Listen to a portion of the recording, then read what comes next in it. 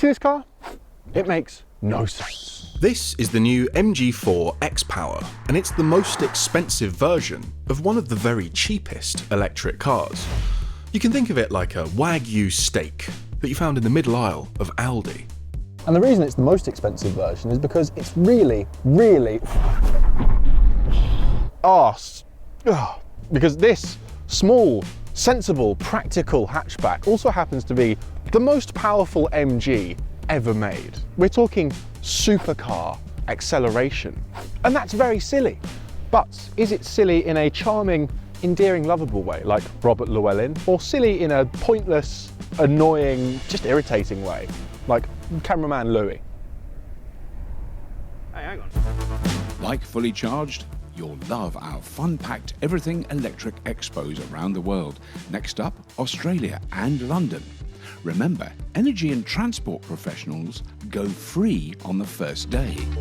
Now, before we talk about the XPower, we need to take a moment to remind ourselves what a total game changer the standard MG4 was and still is. Because it's been around for a little while now, and I think we're starting to take it for granted, but never forget, when the MG4 first arrived in, I think, late 2022, there were no sub £30,000 electric cars with room for 4 adults and good range. That wasn't a thing that existed in the world. There were ones with decent range and not much room in the back, and there were ones with a little more room and not much range, and there were ones with neither.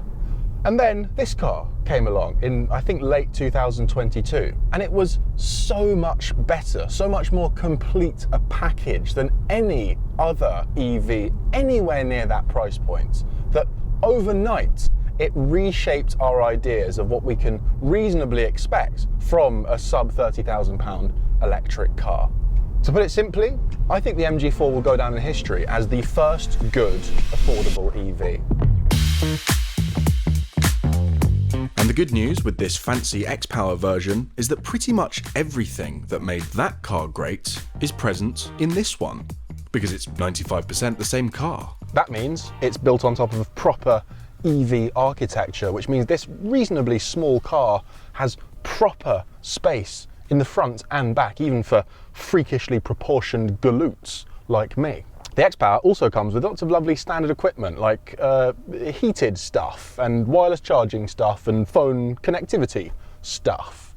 I think it's quite a nice looking cabin actually, clean and simple, and I really like the steering wheel design that they put on the MG4 with those 2 little joysticks, lots of easy to press buttons. It's amazing how a steering wheel can make a whole interior look so much better. Compare that to the awful drab one they had on the old MG5 that looked like something out of a Daewoo. Do you remember Daewoo? Did anyone else think that the Daewoo badge looked like a bottom in pants? Anyway. However, the one thing the normal MG4 has that this one doesn't is incredible value. This is a £36,000 car, so still not insane cash, but it's certainly not entry level anymore. And there are things on the base MG4 that you forgive because it's entry level that are just a bit harder to forgive at this price point. Like the less than premium various touchy bits in here, like this very sluggish and slightly cumbersome infotainment system. Truth be told, I actually have a very long list of really pedantic gripes about this car that I need to get off my chest, but I don't just want to whinge into the camera for ages, so maybe we could just flash them up on screen like I'm selling a 4-disc Cafe Jazz compilation CD on TV.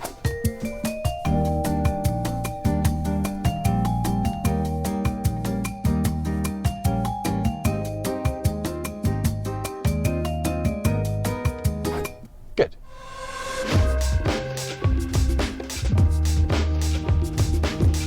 And then there's the slightly frumpy appearance. It's okay looking, the MG4. I've always found it a bit boxy and with some slightly weird jutty outy bits. The back end I do find a little bit troubling. Looks to me like 2 designers with very different ideas designed it at the same time without really talking to one another. It's okay for the base cheap as chips MG4, but again, for this performance one, it's just a bit underwhelming. They've not really pushed the boat out to make the hot one look hot, have they? They've just put some orange covers over the calipers, and well, that's about it. actually. If it wasn't for the matte green paint that is exclusive to the XPower, you'd have no idea that this was the hot one. So what is the point of this car? Well, there is but one. And the point is this: outside of motorbikes, there is nothing that goes faster from a standing start for less money.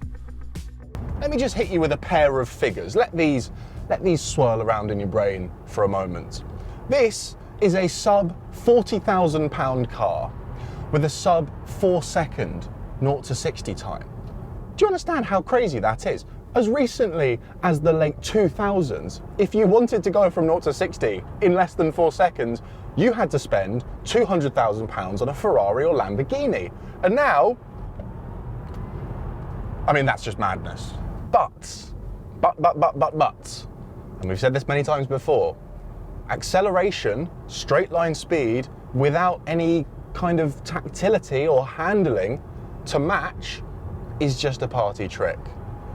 And does the MG4 XPower have handling and tactility? No. It's a proper point and squirt situation. It's grippy thanks to the four-wheel drive system and the weight, I suppose. I trust it through corners, but I'm not getting excited about how quickly I'm going. It's just effortless, it's unremarkable. There's no sensation to the steering, it's not super well balanced, it just goes in a straight line very fast. Now, do I see the appeal in a little understated hatchback that can toast just about anything from a standing start? Sure I do, of course. Picture the scene. You're sat at a traffic light, some muscle-bound bloke pulls up next to you in his straight-piped, chrome-wrapped V8 cry for attention, looks at you in your little EV and smirks. Next thing he knows, he's a glint in your rearview mirror, questioning the very meaning of his existence. Maybe the next day, he goes to therapy for the first time, learns to be kinder to himself and others, realizes toxic masculinity has been ruling his life and shaping his personality. He takes up yoga, learns to forgive his dad. You just saved that man's life. That went on for longer than was necessary.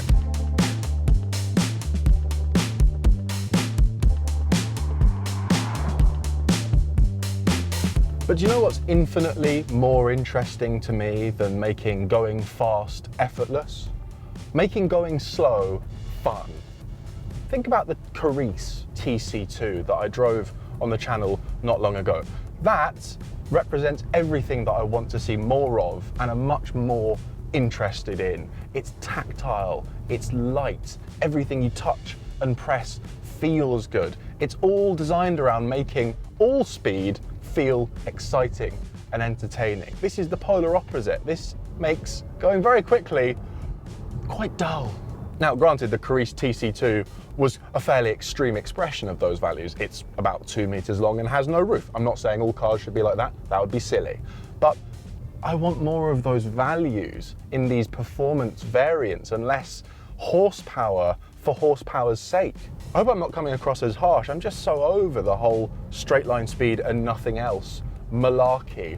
I really feel like because it's so easy to make EVs quick in a straight line, car brands are just leaning on that in order to avoid the troublesome effort of actually making their performance versions of their cars really enjoyable to drive, which is harder.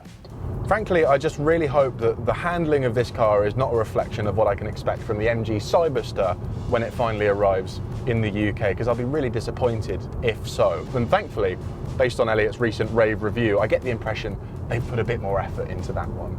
Am I glad that this car exists in the world? Sure, it's completely bonkers and it's a pretty impressive achievement to get this much acceleration into a car at this price point. You could argue that the XPower represents a different sort of value for money to the standard MG4.